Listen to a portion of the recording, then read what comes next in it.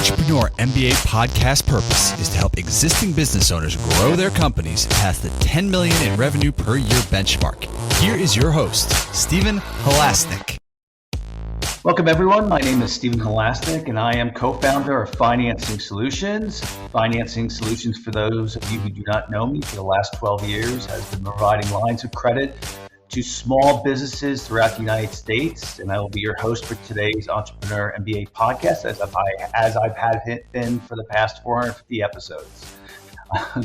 If you are interested in learning more about a business line of credit, I've almost always had a business line of credit throughout my career. You please visit our website at fscreditline.com. It's again, FS as in Financing Solutions, creditline.com. It is, to me, it's a must-have. I've always had them, and now it's gotten so much easier through our company to have one. So just a little bit about me. Over the last 25 plus years, I've built 6 companies in the $5 million to $25 million range, including 2 companies that made the Inc. 500 fastest growing companies in the United States. Yes, I do know a little bit about entrepreneurship, but I also love learning from people with business experience. And today I'm very excited to be speaking with Ryan Urban from Alpha Management Incorporated. But first, our sponsor for today's podcast is an organization called Technology Management Group, or TMJ, or TMG, excuse me. They are a company that specializes in cybersecurity. And, a lot of people don't think about cybersecurity until it really kind of hits you. And then you're like, oh my God, this either could have been really bad or this was really bad. And so Technology Management Group has been in cybersecurity for actually 30 years. And so if you have a question, if there's something that you're worried about, if you want to go over a cybersecurity plan, if there's certain software you think that you should be getting, I think they might be a great organization for you. And you can visit their website at cyberctrl.net. Again, that's cyberctrl.net. Today, I'd like to again welcome Ryan Urban. Ryan is the author of the book, The Business Owner's Guide to Money, and hosts his own podcast by the same name. He sold his financial advisory in 2022 and now helps business owners and individuals on a simply hour fee basis. Ryan, welcome to today's Entrepreneur MBA podcast. Hi, Stephen. Thank you. Great to be here. So, today's topic is going to be making your business more valuable to sell in the future and how that can help you today. And I've always believed that. Mm-hmm. I've always believed that by looking at what somebody would want in your business if you were to sell, I believe it has greatly helps you make a good business for now. Mm-hmm. And while you were building your business, did you think that way? Not at first. Boy, that's a great question. Not at first. And this kind of dawned on me over time. In fact, chapter 6 of the book kind of covers this. And then sure enough, last year, I ran into a situation where it mattered to me personally. So it hit me all at once. Yeah, I got that instantly when I was building my companies at a young age. And I'm going to tell you, listen, I was lucky enough to know and come across hundreds and hundreds and hundreds of small businesses. Some of them grew to $1 billion. One person I know built their business $1 billion. Kendall Scott's her name. But of course, most of the businesses I know are smaller businesses under 10 million. And I'm amazed that the owners don't get that. Mm-hmm.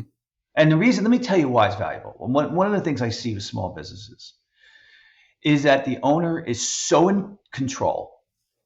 They have to do everything. They can't let anything go. They think everything has to be done perfectly, and they're the only ones that can do it. And to me, that's the exact recipe for a small business. Mm-hmm. Yeah. Right. And when you are looking to what somebody on the outside would want in your business? Ryan, I think you would agree. It's that the business will run without you. Hmm. Yes, exactly. Exactly. Now, when you sold your business in 2022, did your business run well without you? It did. And what happened was I just got a call out of the blue one day. And this was in July of 2022.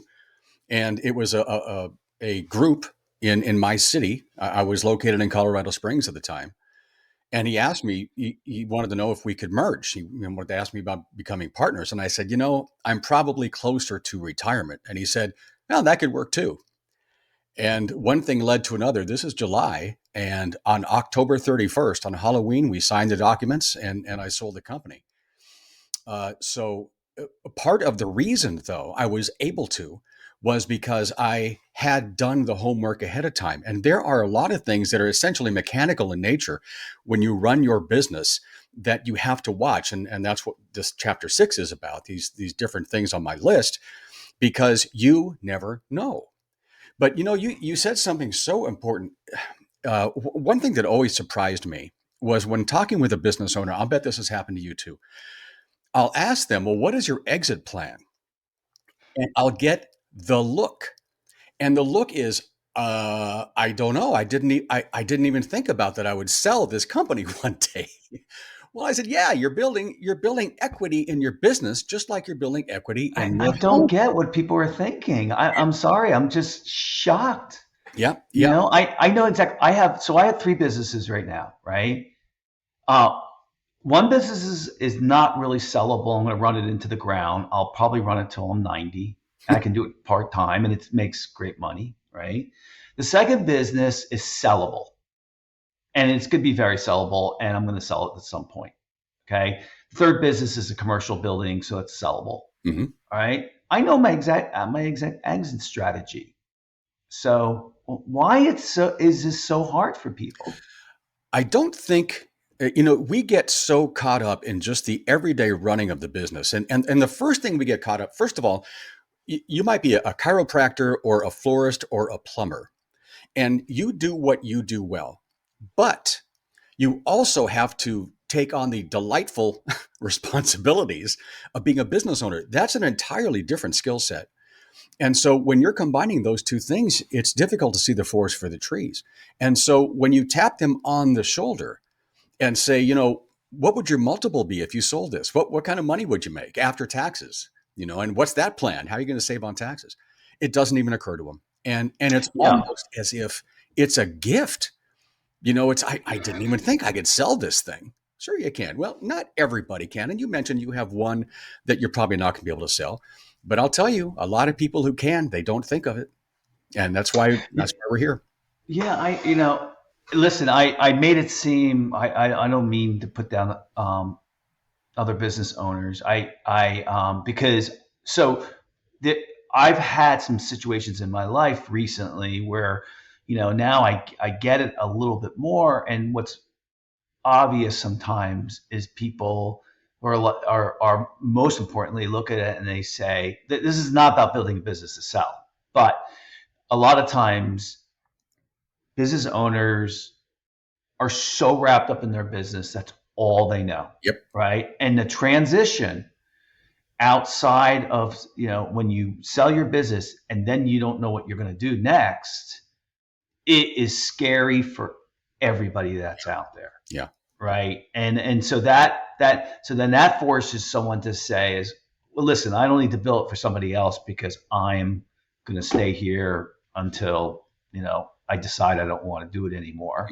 And I think the purpose of this podcast, of today's podcast, is to talk about the value in not, okay, let's say you say, I'm going to stay in my business till I'm 90 years old, but there's still value in looking at building your business, in my opinion, that says I'm going to sell it within the next 3 years. That's right. There's the Right? just in case factor because you don't know what's going to happen.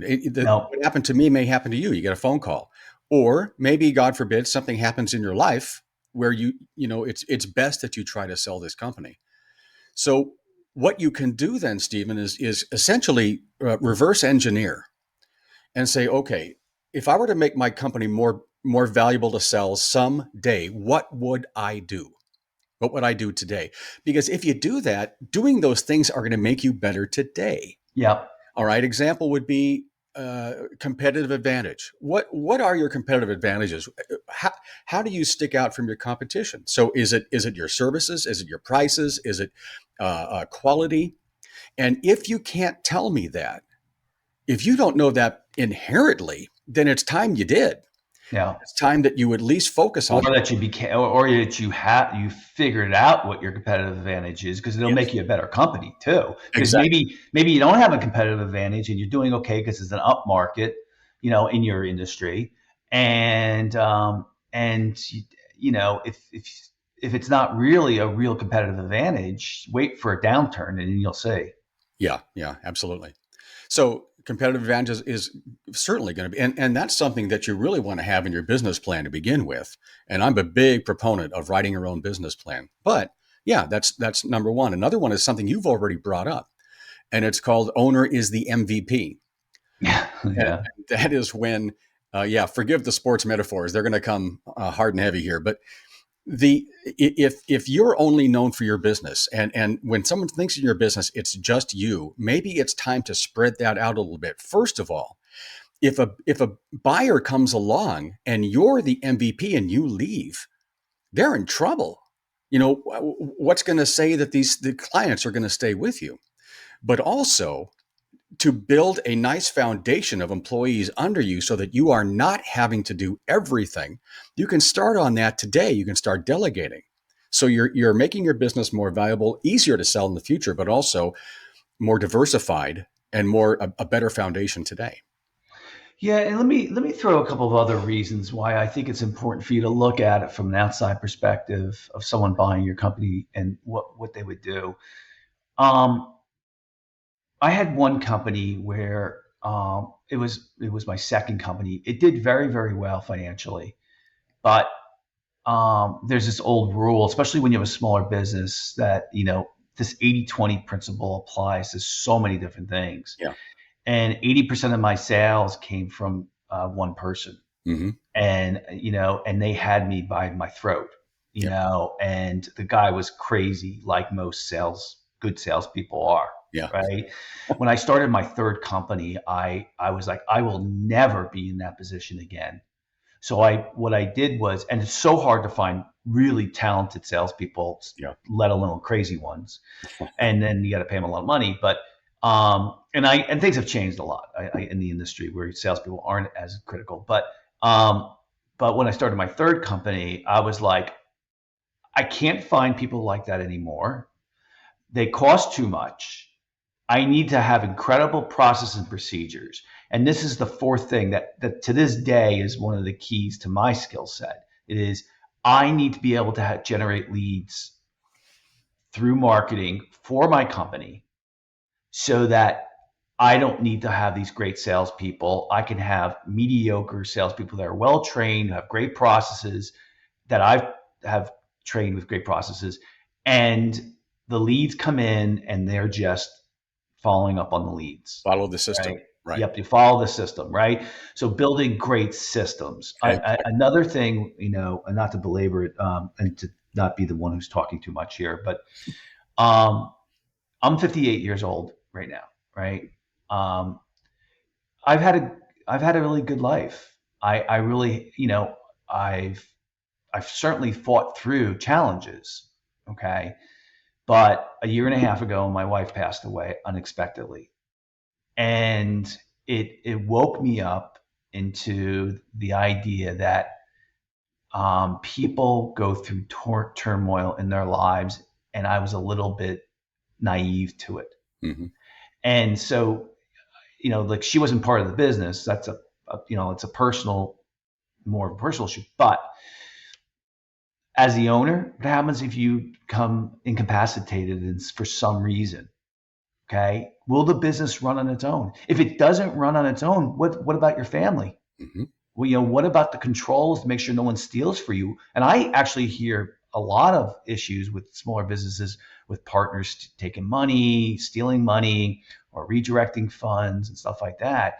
Are are you under control of those things? Mm-hmm. So, having a well executed business, it's not, people don't think that that's sexy.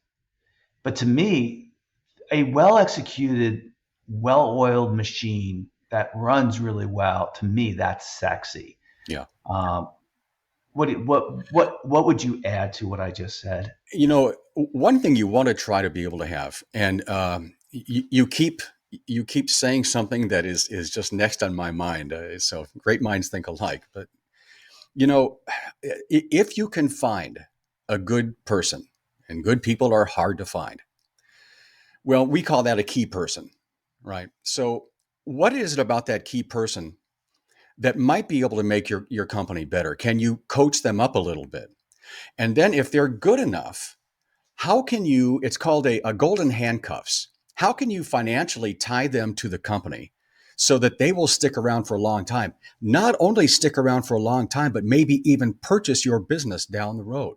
If you get somebody like that, or if you can coach them up, there are ways to financially incentivize them that actually provide tax advantages for the business.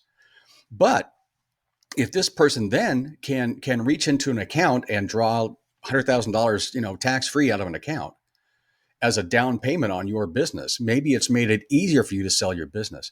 Yes. It's so hard to find a person like that. But I'm glad you brought this thing up about some people just aren't good enough. And it just, this is life, it's just the way it works. If we can coach them up, that might make them a little more loyal to us as well. And if we can say, okay, you may own this business, or you may own a part of this business, now we've got them going, but they have to be good enough. Yeah, and I think it's been going on for decades now, where people are always saying, "Oh, there's not enough good people out there. There's not enough good people out there." To me, look in the mirror, Mm-hmm. okay? And that is, are you giving everybody the tools that they need to be successful? And are you able to take so let's put people in three categories. You have your A players, your B players, and your category. And this is not something that I came up with. This is something by a guy named Vern Harnish, and he's a very good business consultant. Uh, and what he said is, small businesses are not going to get hardly any A players. Mm-hmm. And what you're going to want is B players that you can coach up to become A players. And the C players, you kind of want to, like, if they're in an important role, you want to get rid of the C players, Yeah. right? Yeah. But your turnover for your company should be 5%, 7%, right? It shouldn't be much. And if you have a higher turnover than that, and believe me, in my second company, I had a lot of turnover, and it was because of me. It wasn't because of everybody else that's out there, and what I'm trying to illustrate is the onus is on the owner to make it so that your people can be successful. So you could take a C player, move it to a B level, and take a B player and move it to an A level. Yeah. If you can do that, you've built good processes and procedures. And I think that's what we're talking about. That's really critical here. Okay, so we've just hit on two things. First of all, yeah, we talked about processes before, all right, systems. Well, a business owner should have a system for interviewing people, Yes. and have a system for bringing them on, a system for training them, and a system for training them up. Now, I'm sorry, that's a lot, but are we serious or are we not? And secondly, going back to the original point here, if someone were to come along and were interested in your business, you can be sure they're going to look at your employees. They're going to look at your turnover. They're going to look at captured key employees, the most loyal key employees. They're going to look at the whole thing, assuming they're going to keep them. And so, again, we're looking at a situation where this kind of thing is going to help you today. And if you have to, this is not an advertisement because I don't do this, okay? But if you have to find help to make these systems, I tell you, it's worth it, because you can't just spitball this. The chances of messing this up are too high. Yeah. And when you get a good employee, you have to have a way to keep them. Then, if you have multiple employees, for example, Stephen, what you would do is you then want to have a clear management path. So you want to give a person some kind of a motivation incentive to continue to do well and move up the chain. And then that's going to require a system, because if you have, let's say, 8 employees, well, they're all going to want to know, how do I move up? And if you treat them all differently, you're going to have a problem. All right. So you have a system in place for, okay, this is how you advance in this company. This is the kind of things we're looking for. That way it's defensible. Because if someone, and boy, I won't even bring up legalities, but if someone were unhappy about something, about not being moved up, well, you can say, well, here is the system. Yeah. It was in writing. We showed you this. I agree. I also think, like, I've seen when businesses are relatively new, or like, 3 years, 5 years and younger, they'll hear us, you and me, who are experienced, saying, have good people tied to the mission in some regards, financially or in some promotional way. And so they run out and they do it. Right. Mhm. And I mean, I did that. Right.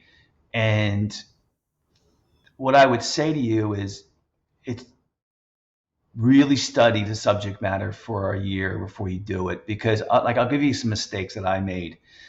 One of the things I learned was, okay, so one of the companies I had was doing really well. It went from 1 million to 3 million, 3 million to 5 million, 5 million to 7 million, 7 million to 11 million.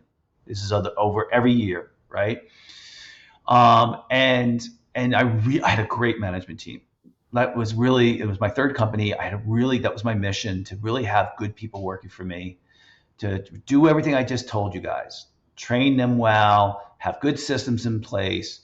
And I really liked my management team. There was 3 people on my management team. And I said, okay, I was listening to all these gurus, and I put together a profit sharing plan for them. Right. So, so now I said, okay, I start showing them how much money we're making and the revenue. Mm-hmm. Right. Well, I start doing that, and I had a compensation plan in place for them based on that. And then the industry, it was 2008. The industry went into a major housing crisis, and the industry that I thought I was in, which I thought was recession proof, which was healthcare, it tumbled. The industry went down by 50%. And so then my employees saw how much money we were losing, and it exasperated, like, lots of turmoil. Yes. Yeah. Yeah. And, listen, looking back at that, I would have had a different control in place, because we were doing so well that when you saw the upside, you're like, oh, well, they're going to love this. Yeah. But I didn't think about the downside. Yeah. Yeah. Of what happens when we start losing money. And what I would have done differently now is not show them. I find some way of not having shown them, maybe using some type of phantom shares or something a little more sophisticated. Mm-hmm. And so you can run into this problem. So, what I'm trying to say, Ryan, and maybe you can chime in, is don't just run out and do what we are saying. You really have to talk to people about it, read up about it, make those type of things. Did you have any similar experiences? Well, you have to have a template in place for the ups and downs. And I've seen with clients, the interesting thing about something like profit sharing, Stephen, is that it does give ownership, or it gives a feeling of ownership to the employees. On the downside, and you spoke to it so well, is that if things go south, and they're always going to go south at some point, it just depends on how much it's going to be, right? Well, then you're going to get finger pointing. You're going to get, they're going to get unhappy because they feel that the company is something is happening out of their control. Well, they need to understand that that's just kind of part of the game too, because a company is a cooperation. It's a collaboration of efforts. So yeah, choosing a way to do that. And it's interesting. What you wanted to do there was not so much not do the profit sharing, but structure it differently. So there are a finite number of ways that you can do something financial like you were doing. And then you can tweak them as you go, and you kind of learn the hard way. Unfortunately, a business owner only learns the hard way because Yeah. that's just the Yeah. rule, I think. I mean, you learn everything from your mistakes, Sure. not from your, the positives. I wanted to ask you this question because I've been seeing this a lot lately. The demise of you were in the financial advising industry. Hmm. And, over the last couple of years, everyone's talking about how the financial advisors are going to be in trouble because of various technologies. Hmm. And I've actually found the opposite, where a lot of now like a friend of mine now is acquiring a lot of financial advising. What were they buying when they bought your company? Oh, what a great question. When these things first came out, as you might imagine, yeah, we were a little nervous. But it really began to self-separate because there are some people for whom one of those, that type of thing is fine because they don't have any other questions regarding their finances. Because my clientele would call me and ask me questions about taxation. They would call and ask about buying real estate, or I mean, uh, you would name it. I mean, anything personal, financial. I was like their bartender, and that's okay because that's who I was. And the more value that I offered them was that I was an experienced ear, because a lot of investors do, they have a lot of questions about markets, economies, the news, how the news is going to affect that. So I would have long conversations with them like you and I are talking right now, just about markets. So whether it's taxation, there's planning for the family, there's all kinds of things where you have one trusted source with whom you have a good relationship. Plus, then they have the investing expertise. Now that sounds like a commercial for an advisor, but again, for some people, let's say you're 25 years old, your life is very simple. You're not married, and you want to put some money away.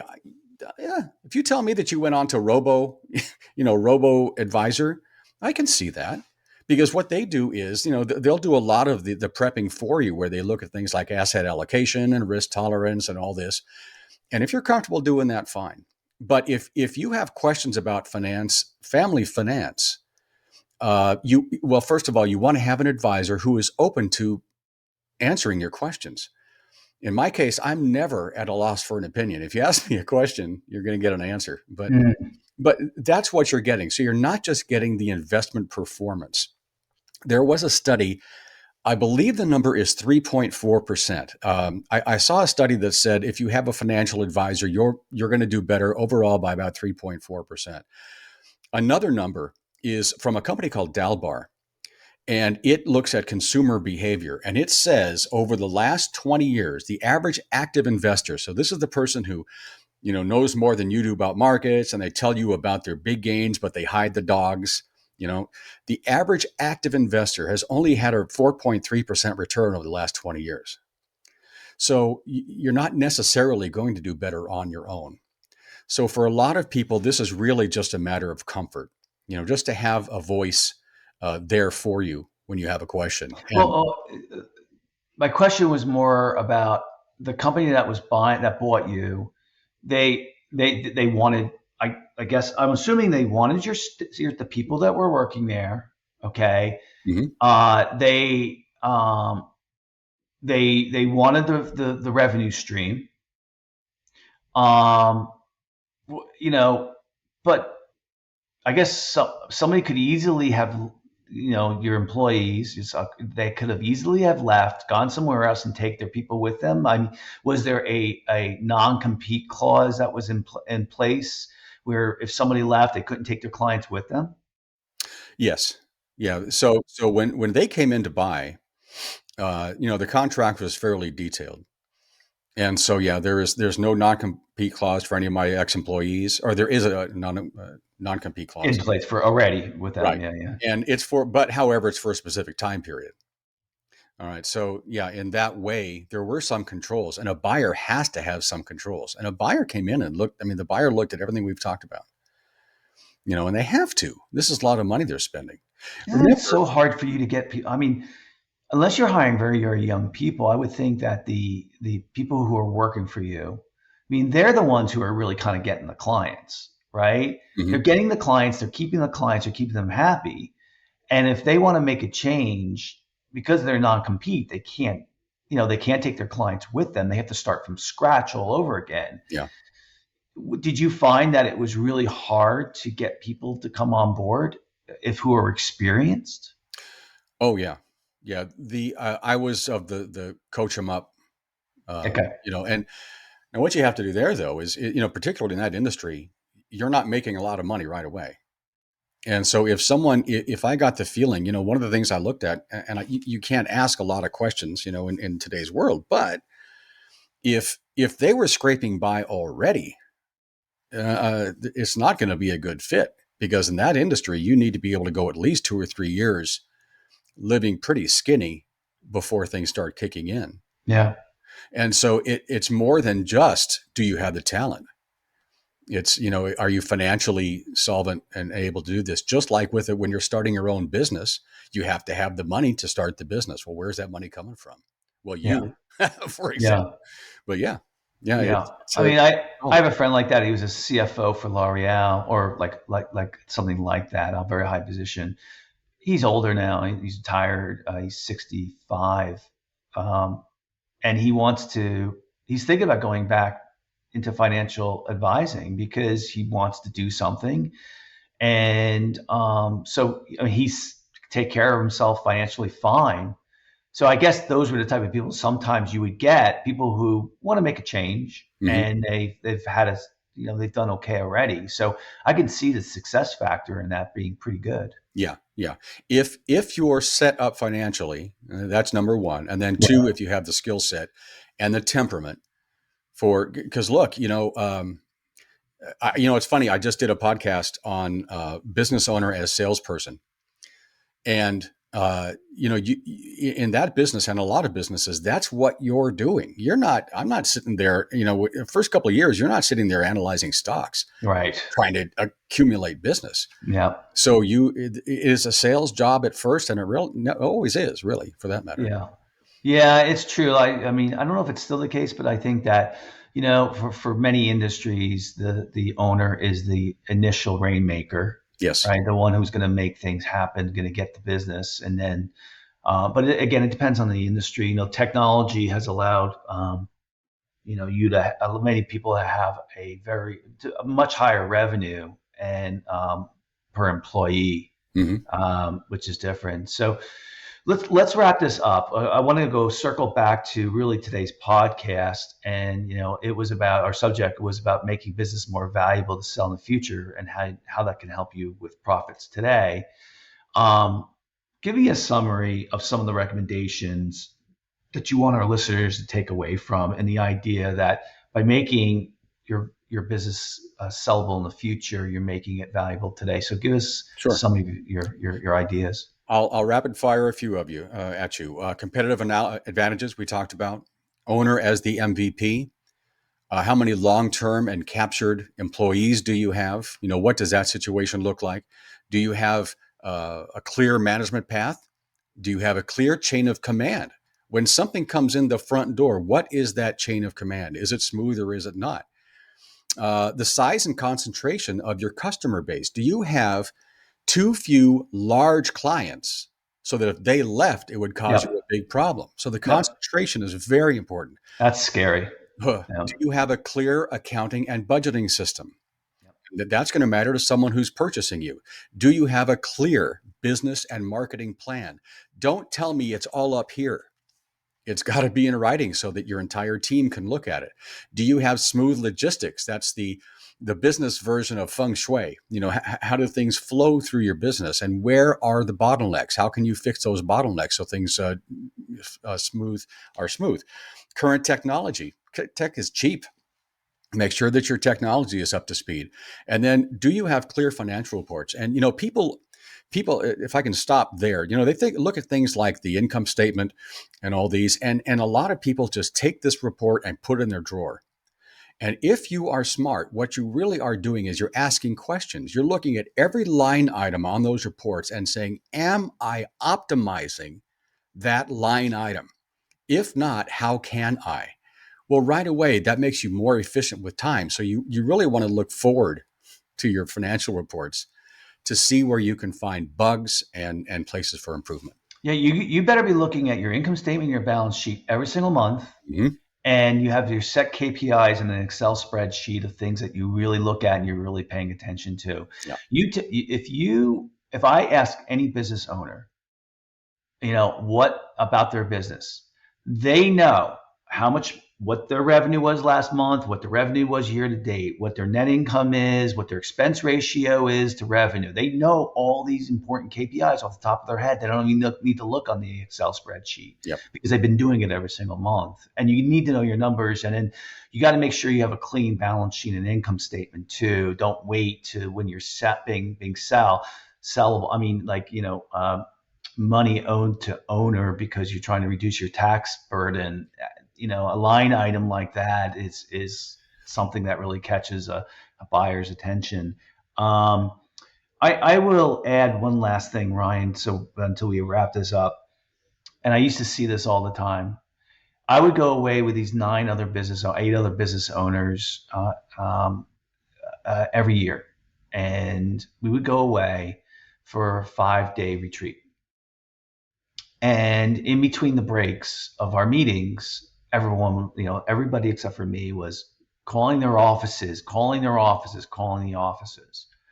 What I would say to you is if you need to go away if you can go away for a week or 2 and not have to call into the office and not get calls from the office, and you come back to the office and things ran smoothly, you have a sellable business. Exactly right. Yeah.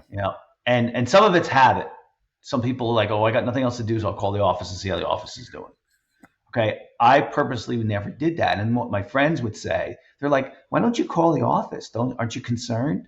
I'm like, no, they know what they're doing. And what was crazy was my group that I belonged to would say to me, and listen, don't believe me, I'm not pumping myself up here. Okay. But what was interesting is the people in my group would say, Stephen, have you ever noticed that when you go away and you don't work in your business, that the business seems to do better? Yeah. Because I would maybe not work for I'm not saying not work, but I wouldn't pay the attention to the business during the summer months, maybe. Yeah. I'd be golfing a lot or do other things, and I just feel guilty about it. I'd go to my group and I would say, I feel guilty. I'm not really working that much. Mm-hmm. And then they would go, well, what's the revenue how's your revenue this month? I'm like, well, we're up 23%. Yeah. They're like, keep golfing. Well, Stephen, look at it also from the opposite perspective. Your employees know that if you're calling them all the time, what does that tell them? It tells them, I don't trust them. You guys. Yeah. If you don't, someone is going to say, well, I guess he trusts us. Yeah. So that's paying them a compliment. Yeah. I mean, listen, I haven't sold a business yet. So out of all the businesses I've had, they have been, quality of life businesses, so to speak. They've been nice cash revenue businesses. I am going to have a sellable business, so that will be there. So I mean, one thing is building your business so it can be sellable. Mm-hmm. Another one is having a sellable business, and everybody can say, well, every business is sellable, but honestly, if you're going to get a low price, it's not really sellable. Yeah. Right. So it really when you depends. sell, you want to make as much as you can, obviously, and you want to minimize your taxes the best you can too. So you can start working on that today. Yeah. And understand multiples, Yes. like if your industry will have a standard multiple if you're in this particular, and like, for example, I was in two staffing businesses and the multiple is only 4 to 6 times earnings. It's not very valuable, but you get into another business where it's 8 to 11 multiple. That's a pretty good business. That's right. That's right. That's So the it goal. tells you about your business. So Yep. yeah, cool. Are you happy right now, Ryan? Oh yeah. I thought I was going to retire when I sold that business, and when I told my wife I was going to retire, she laughed, and I wasn't ready. So now I just help people on a on demand hourly basis. Yeah. And we've moved to a very warm and sunny part of the country. I'm near the water. I get to eat a lot of fish, and this is what I hope that you get that. I hope that you get that, and your audience gets that as well, because it'll do it right. It'll happen. Yeah, and I want to say too, I had a business coach for 11 years, and she said to me, the hardest time for business owners was when their business either was sold or it closed or something like that. They don't know what to do with themselves. Yeah. So it's hard. I get it. I'm struggling a tad with it. I mean, I'm lucky I have the time because I still have to take care of a 14-year-old. So I'm very lucky that I can only work, 15, 20 hours a week, and because I have a lot of other things that I have to take care of. So luck has something to do with it, but you've also obviously done things right. And I have an incredible business partner. So, heard either. So, yeah. I mean, he's just amazing. He's my best friend too. So, it turned into that. So, So, I mean, it is. It's listen, running a business. Let's leave this. A friend explained to me. It's like watching a squirrel. It goes up, it goes down, it goes sideways, it goes all over the place. And you better be ready. It's a marathon, not a sprint. Yep. So you better have your wits and your energy and your health with you, because it's gonna take it. So yeah, it's gonna be a challenge all the way. Challenge all the way. Yeah. All right. Well, great conversation. I knew it would be. This is a very interesting topic. I'd like to thank so very much Ryan Urban from Alpha Management Incorporated for coming on today's podcast. And if you like today's podcast, please feel free to share it with a friend, and also subscribe on your favorite podcasting app. And also, if you really like today's podcast or any other ones, please give us a 5-star review. It helps us really get the word out about the podcast. And if you are interested in getting a line of credit, please visit fscreditline.com. Again, that's fscreditline.com. And don't forget about our sponsor today, which is Technology Management Group, TMJ, for cybersecurity. You can reach them at cyberctrl.net. And Ryan, if anyone gets in touch with you, how would they go about doing that? Go to two places. You can go to Alpha for Business, alpha, the number 4business.com. My email is ryan@alpha4business.com.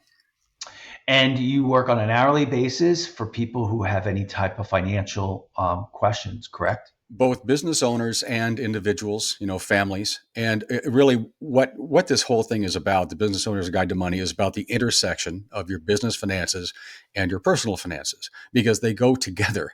And so there are ways to coordinate the two. And I'll tell you, no question. I get that all the time. Well, I have a dumb question for you. You know what? I bet you don't. No question is dumb. So by all means, feel free to get a hold of me. Yeah, and I'll add to that whole note. And the idea in my mind is the objective of a business is to build one's net worth. And if you're not doing that, then you have a job. Yeah. And I think that's where I think someone like Ryan could help somebody, because he has both a financial background and the business background. And if you look at that and say, is how do I increase my net worth? Because that really is going to give you options. Mm-hmm. And, it's something that I've been lucky enough to be able to do enough.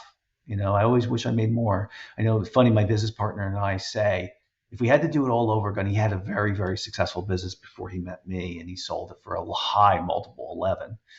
And and he said, we both said we would have went for something bigger. Oh, so yeah, so interesting. Hmm. Yep. Anyway, well, great conversation today, Ryan. Thanks for coming on board. And Thanks, Stephen. yeah. Everybody, take care of yourself. It's summertime. Get out there, enjoy the smelling roses a little bit.